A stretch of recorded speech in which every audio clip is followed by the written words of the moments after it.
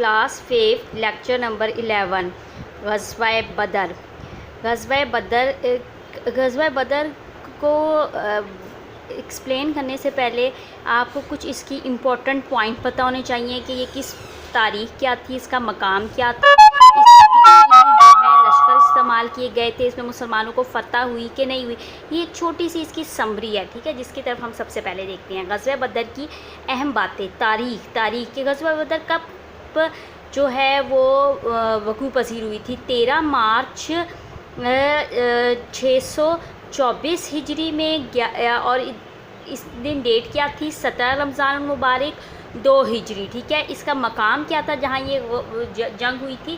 بدر کا مقام تھا، ٹھیک ہے، اسی وجہ سے اس کو غزوہ بدر کہا گیا ہے۔ فاصلہ کہ اس کا مدینہ سے فاصلہ کتنا تھا؟ مدینہ سے تقریباً 80 میل دور تھا۔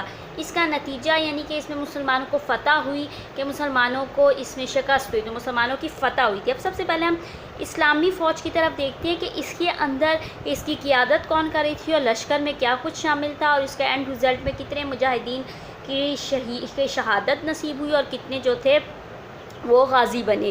قیادت نبی کریم صلی اللہ علیہ وآلہ وسلم کر رہے تھے۔ 313 فوجی تھے، اس میں 2 گھوڑے تھے، 70 اونٹ تھے، اور 14 مجاہدین تھے جو شہید ہوئے تھے۔ اب کافر فوج کی طرف دیکھیں اور پھر ان دونوں کا موازنہ کریں، اور پھر آپ دیکھیں کہ کس طریقے سے اللہ تعالیٰ نے ان کے کامل یقین پر ان کو فتح دی۔ سپہ سالار اس کا ابو جہل تھا۔ 900 فوجی تھے، اس میں 100 گھوڑے تھے، 170 اونٹ تھے، اس میں 70 کافر مارے گئے اور 70 کافر کو قیدی بنایا گیا تھا۔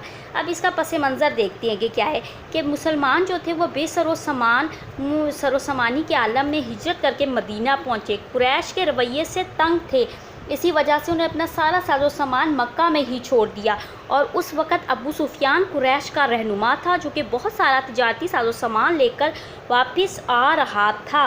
مسلمانوں نے اس تجارتی قافلے کو روکنے کا منصوبہ بنایا گیا۔ کیوں منصوبہ بنایا؟ کیونکہ مسلمان اپنے نقصان کا ازالہ کرنا چاہتے تھے جو وہ مکہ سے ہجرت کر کے آئے تھے۔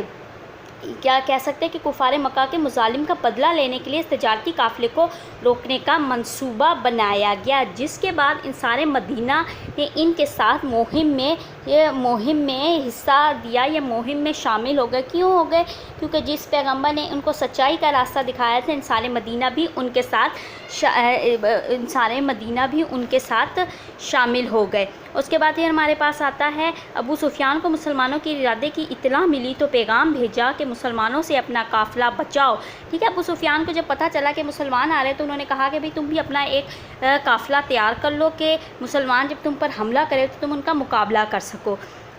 قریش نے ایک مسلح لشکر تیار کیا جو مدینہ کی طرف چل پڑا، مسلمانوں سے مدینہ کی طرف چل پڑا، اور مسلمانوں سے کسی مقابلے کے بغیر مکہ کی جانب بحفاظت نکل گیا۔ جب ایسا ہوا کہ مسلمانوں کا ان کو سامنا نہ ہوا، ان کا لشکر بحفاظت جو ہے مکہ کی طرف نکل گیا، تو ان کے لیے جو دوسرا پیغام بھیجا گیا وہ یہ بھیجا گیا کہ ابو سفیان کی طرف سے کہ لشکر کشی کی ضرورت نہیں ہے، لیکن جو کفار کا سردار ابو جہل تھا وہ مسلمانوں پر لشکر کشی کے ارادے سے باز نہیں آیا، اور اس نے اپنی فوج تیار کر کو مسلمانوں پر حملے کے لیے تیار کیا۔